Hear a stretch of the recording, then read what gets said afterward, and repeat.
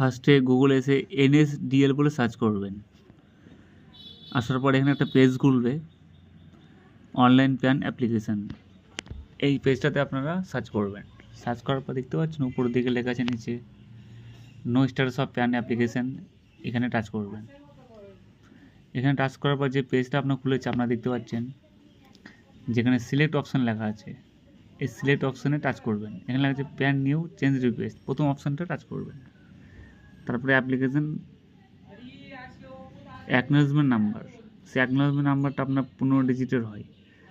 যখন আপনি প্যান কার্ডটা ভেরিফিকেশান কিংবা হয়তো কারেকশান কিংবা নতুন প্যান কার্ড করেছেন, একটা অ্যাকনোলেজমেন্ট নাম্বার থাকে একটা, সেই নাম্বারটা এখানে টাচ করে রোবটে টাচ করে সাবমিট অপশানে ক্লিক করবেন।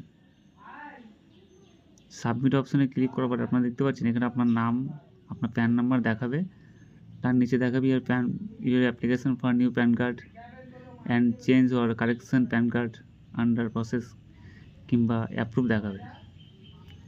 যখন আপনার অ্যাপ্রুভ হয়ে যাবে তখন আপনি ভাববেন আপনার প্যান কার্ড হয়ে গেছে,